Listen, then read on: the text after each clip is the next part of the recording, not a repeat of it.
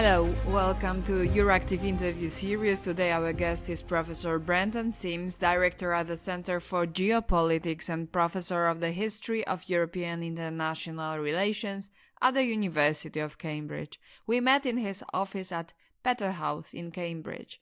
I would like to ask you, Professor Sims, about the historical framing of the Russian invasion of Ukraine. How do you see it in historical context?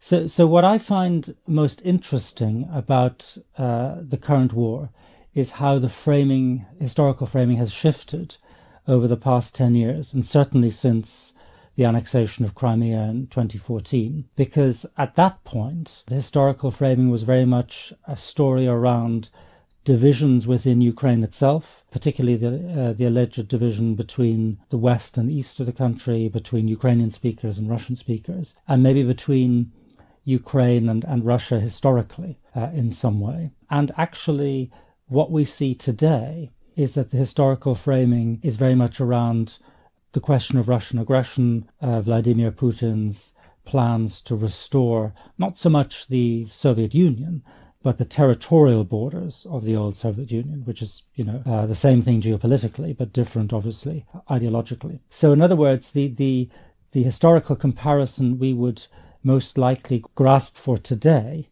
is not the one that we would have grasped for in 2013, 2014. At that time, 10 years ago, people thought of this essentially as a kind of a civil war with some outside intervention. Now, that was never my view, and I wrote at the time that that was wrong. But I think today, the overwhelming majority of people agree that this is a very clear case of external aggression, an unprovoked attack by the Russian Federation on a sovereign independent state of Ukraine. And therefore, we instinctively think of Adolf Hitler and, his plans to remodel Europe. Now, is that a satisfactory comparison?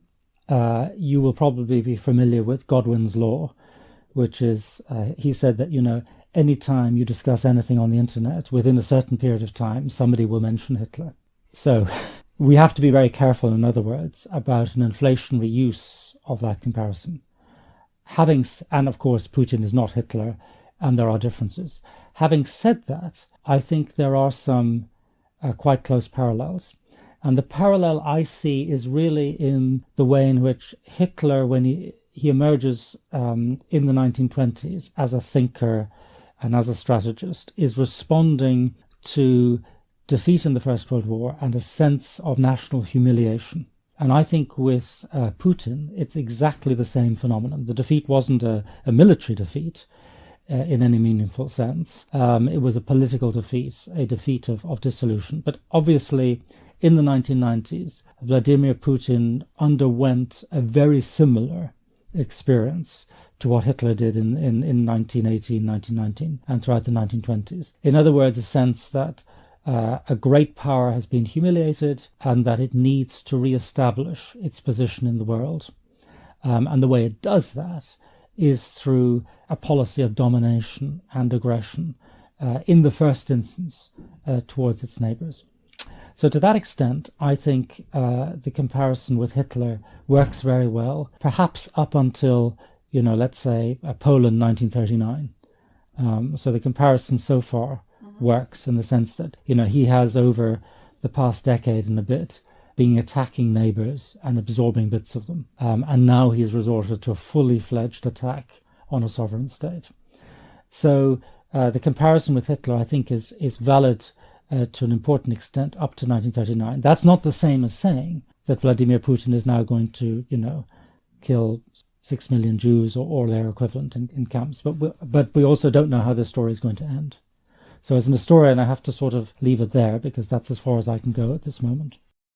Now I would like to ask you about the humiliation, which is indeed mentioned a lot now in this comparison to Hitler's Germany after World War I. At the same time, the first years of Putin in office as a president were quite successful for him, for Russia's economic development. Putin was realigning with the West, and everything was seeming to be going in a right direction. Only later he started changing his approach. He left behind the humiliation part for several years. Why do you think he came back to that sentiment? Yeah, it's an interesting question. So the period you're referring to is really the period 1999 to about 2006, when we can see tendencies of cooperation, particularly after the attack, or the 9/11 attacks on the US. There was a cooperation. Putin tolerated, for instance, the arrival of US troops in Central Asia as part of the campaign against Afghanistan, and so on. I think I'm sticking now with the parallel with Hitler as opposed to explaining Putin's motivation, because, of course, I'm not an expert on Russian history or politics. But I think there are two possible explanations. One is that he was essentially just biding his time, cooperating on the surface, but actually in secret, preparing for confrontation. And that in order to do so, he had to build up the Russian economy, or at least its extractive economy, and to get back into black figures and then use those funds to build up his military, all of which he did. So that's a possible explanation, perhaps by analogy with what the PRC is doing today, the so-called hide and bide strategy in an earlier period, and then you sort of let the mask drop. It's possible that's what he intended, but it's also possible that he saw Russia as entering into a collaborative relationship with the West on a more or less equal basis. Hitler, of course, wanted to do the same thing. His initial hope had been that he could be on the same level as the British Empire and the United States. And the only way he could explain US and British refusal to accept then his domination of Europe, his domestic policy and so on, was through some kind of sense that, they were suffering from a false consciousness brought on by the influence of the Jews and the plutocrats and so on. And obviously, comparisons are very difficult, but I think there is a certain parallel here in Putin's response, as it were, to the Western response to him. So from Putin's point of view, he is re-establishing Russia as a major actor. He clamps down on Chechnya. He intervenes in Ukraine, or at least his proxies do, politically during the Orange Revolution. He is supporting, of course, various movements on Russia's periphery and so on. This, in turn, produces a Western response. The West is also pushing forward with the expansion of NATO, and a good argument for the expansion of NATO is Putin's policy towards his neighbors. And so it becomes a sort of a self-fulfilling prophecy, if you like. And then, at some point in 2006 to beginning of 2007, he sort of flips. And then I suppose the landmark moment is his famous speech at the Munich Security Conference in, I think, February 2007, where he basically, announces his opposition to the West. So I don't think, therefore, this period where he's not in open conflict with the West necessarily means that he didn't mean to re-establish Russia as a major actor. It simply means that he was hoping to do so without Western pushback. The basic problem is that Russia's minimal demands for its security, as it understands it, are incompatible with our minimal conception of the security of the rest of the states bordering Russia. That is the fundamental problem. Do you think this is a reconcilable problem? No, I've never thought it's reconcilable within the framework of the Russian mentality. In other words, Russian or Putin? Well, both the Siloviki, the entire security apparatus. I think they were prepared in the late 1990s and early 2000s to conceive of a collaborative relationship with the West, but only one which recognized their right to dominate Ukraine and Belarus and other areas in the so-called near abroad. And that was never going to be compatible with our understanding of these people's rights to determine their own future. And so, in that sense, the only solution would have been to have brought them into the European Union and NATO at a very early stage. I think the mistake, looking back as an historian on the 1990s, I think the mistake was to think of NATO enlargement as a process when it should have been an event. The very interesting book by a colleague called Mary Zarotti called Not 1 Inch, which is about the controversy over NATO enlargement. And she's often been misunderstood as saying that, NATO should not have been expanded. But what she's really saying is that it should not have been expanded in an incremental way, which basically provoked Russia and then left large areas outside of NATO, whereas it would have been much better to have simply had a clear line from the very beginning, so that everything to east of this line is Russia, and everything to the west of this line is European Union stroke NATO. I think had we achieved that in Ukraine in, let's say, 2008, by the latest, I don't think we would have had the current crisis. So, the West is partly to blame for what's going on? Yes, at many different levels. It's to blame partly through its Russia policy. So it didn't engage satisfactorily with Russia after 1991. But to my mind, that failure to engage isn't so much that it should have acknowledged Russia's right to dominate its near abroad. Rather, it should have done more to bring Russia around to the Western way of thinking, if possible, might be impossible, and if not, then to preempt what was likely to be Russia's attempt to re-establish its control over the near abroad. And therefore, as I said before, we should then have had an enlargement process which would have been a one-off, rather than one which basically, at each stage, provoked Russia but didn't produce the security. I can understand why the policy was adopted as it was, because the orthodoxy among policymakers at the time, and also among, by the way, the academic literature on the subject, is that the conditionality for EU admission and NATO admission is helpful in advance of the admission, because you then sort of force them to westernize. And I understand that. And you can see to a certain extent that the failure to do this properly in places like Hungary means that you now have people inside and it's more difficult to deal with them. But I think on balance, nevertheless, it was a mistake. It would have been better to bring them all in and sort them out afterwards. On the other hand, realists were saying that we should give up on Ukraine because otherwise the war would be unstoppable. That is what we should have expected. Right, so this is people like John Mearsheimer, for example, Yes. Who is one of the most eminent, realists in the academic sphere. I understand that argument. Also, Michael Mandelbaum made a similar argument about NATO enlargement even 20 years ago. I just don't think it's actually very realistic. The reason being that the most realistic way of containing Russia is just to have a clear boundary between him and us. And he actually didn't think initially that we would be so weak. So, for example, in Ukraine in 2014 with the Crimea, first of all, he sends in little green men because he's not sure how we will react. And, it's a cliche now, but, Lenin famously said, you plunge in the bayonet and if you hit mush, you just keep pushing.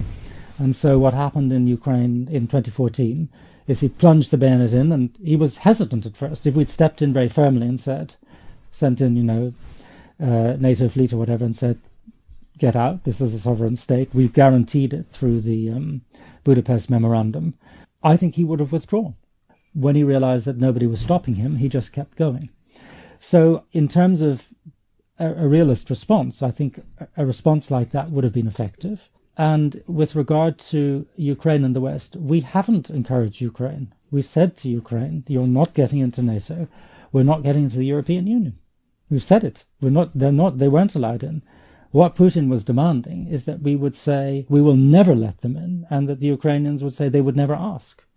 So it was there was no imminence, not even in the next 5 years or 10 years or even longer. So it was completely unprovoked attack. And so the realist strategy of keeping them out has failed. All it's done is it has meant a relatively disarmed Ukraine, and it has meant a relatively disarmed Europe, which is now facing Putin.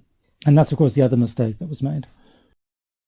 You said that it was unprovoked, but do you have an explanation for why Putin has decided to invade now, not before nor later, but right now? So that's a really interesting question, and I've also thought about this a little bit historically. So Hitler's strategy was also very much driven by a time factor. So he was concerned about his health. He was concerned about whether anybody else would be able to do what he thought only he could do. So he began I'll come to Putin in a minute, but he began sort of thinking that what he was doing would be a long-term project, and he would build up Germany slowly, and that, you know, really the realization of what he wanted to do would lie considerably in the future. And what then happens is that he becomes more and more convinced that he's the only person who can do this. He won't be around forever. The enemy is weaker than he thought initially, but the enemy is also beginning to get organized, and that he can see further down the road that he might be in difficulty. And so in the case of Putin, I can only speculate, but by analogy with Hitler, I imagine the following must have been going through his head. You know, he is getting older. He has, I think, very little confidence in the rest of the Siloviki and the people around him. He routinely humiliates them, as you know better than I do, and so on. So he thinks he needs to complete this. He can see a Ukraine which was beginning economically to develop much better. He can see a younger population which perhaps is pulling away from him. He is worried that Europe is beginning to get its act together, perhaps. And also, in terms of a window of opportunity, he thinks perhaps that President Biden and Kamala Harris are relatively weak compared to previous, you know, not so much Trump himself, who's obviously was deeply ambivalent on the question of Russia, but the Trump administration was an incredibly tough administration, which, as you know, had sent much more equipment to Eastern Europe than Obama ever did. And I think he was genuinely afraid of them. He was not afraid of the Biden administration for various reasons. So if you put all those factors in, you can see why he might think now is the moment to strike. And of course, his demands go well beyond Ukraine. I mean, the original ultimatum he gave was not merely that we would promise never to let it into NATO, but that we'd also withdraw all NATO forces from the eastern boundary. And that may be the next demand once he's overrun Ukraine. So his fundamental aim is a complete overturning of the European security order. Do you think that we as a country located at the eastern flank of the EU and NATO have a reason to fear? Yes, obviously. But I think thanks to the Ukrainians, you have less to fear now than you did before. I mean, I think, again, if you look back, sometimes these comparisons are helpful. I'm not saying they're exact comparisons, but what we've seen now is more analogous to Poland 1939 than to the occupation of Bohemia and Moravia in March 1939, which was, as you know, was bloodless, or at least there was no fighting, there was no resistance. So if you think of a counterfactual, let's say 10 days ago, Putin had gone into Ukraine and had overrun the whole country in a day and a bit, and there'd been only very minor. I think that would have created an atmosphere of absolute terror along the eastern flank, and indeed in Europe as a whole, because all he would have needed to do would have been to repeat his mobilization opposite the Baltic states, opposite what would then be Poland, because he would be directly opposite, or Romania, or whatever, and say all NATO forces must now withdraw, to create a complete crisis. I think you probably already now have mass refugee flows out of those countries into Western Europe. So the Ukrainians in that sense have bought us some time, and they've also bought us some understanding. But yes, I think we should be afraid. But as we talked before, it would be an attack on us. So it would probably mean the World War III. It would, but he wouldn't need to. Once he starts mobilizing and threatening, I think a lot of people would already leave at that point. So he would already make, even without having attacked, he would already make the whole entire eastern flank more or less uninhabitable.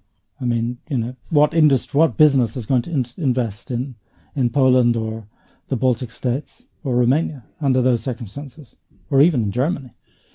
Let's return to your previous analogy. So now Ukraine is Poland from 1939? In a sense, yes. I mean, not in the sense that we're now joining in the World War, but in the sense that he has now completely shown his hand and he is held up.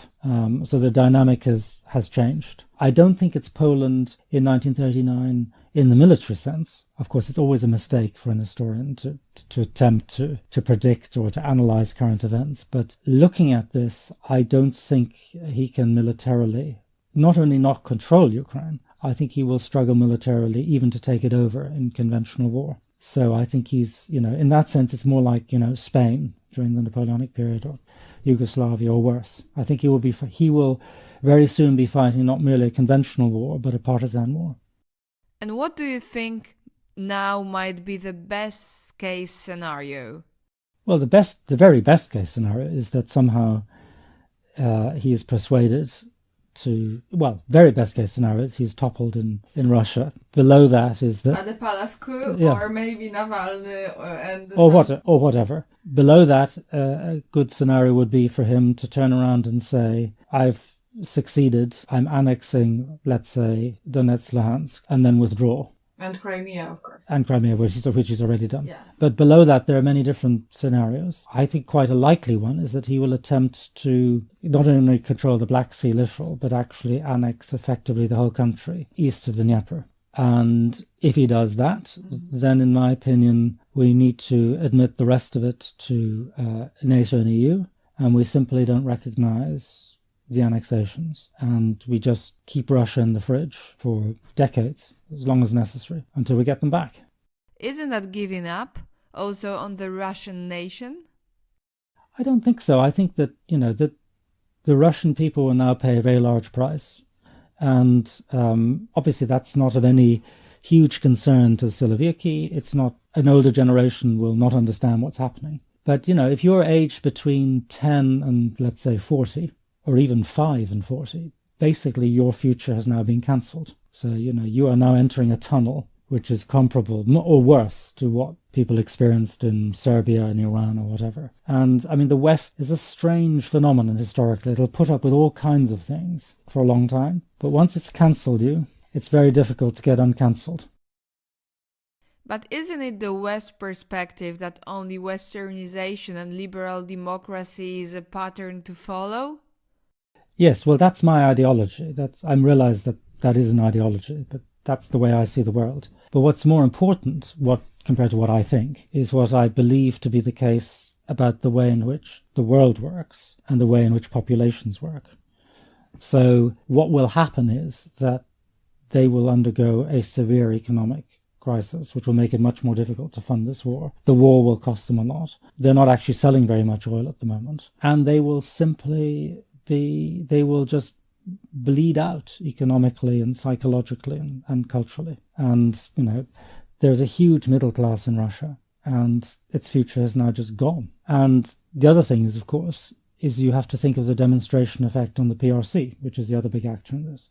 So in world historical terms, the Ukrainians have changed the story, because 10 days ago, if Ukraine had been overrun very quickly, this would have been a model for the occupation of Taiwan.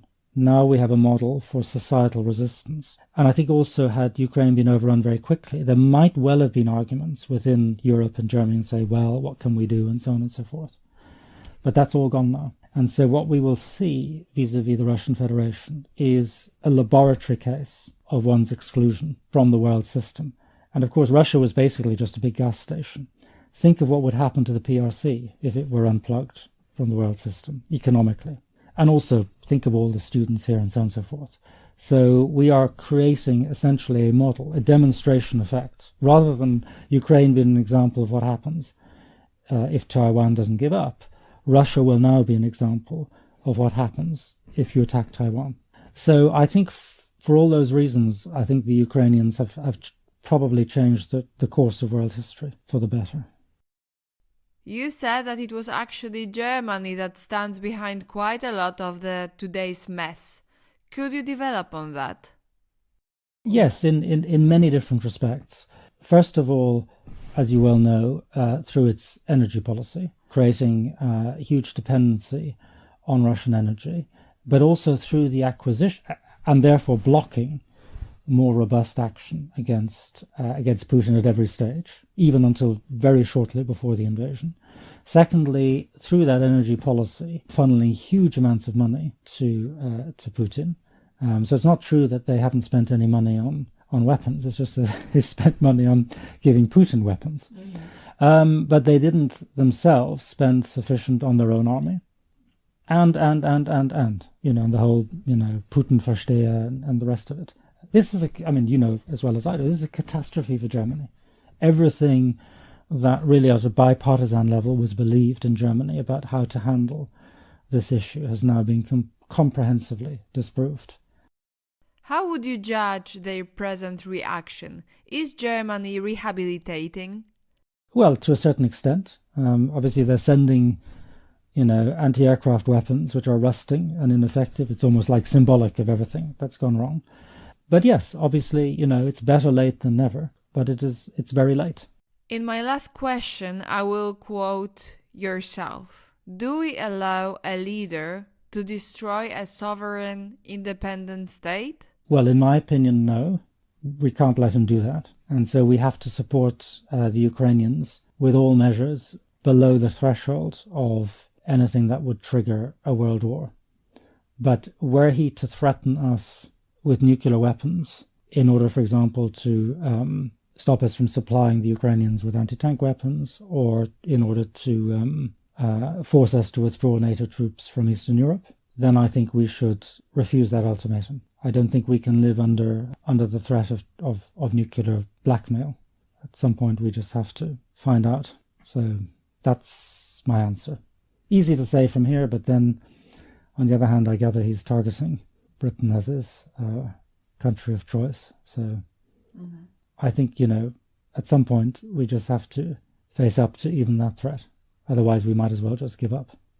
Thank you so much. Our guest today was Professor Brendan Sims. Thank you, and until the next time.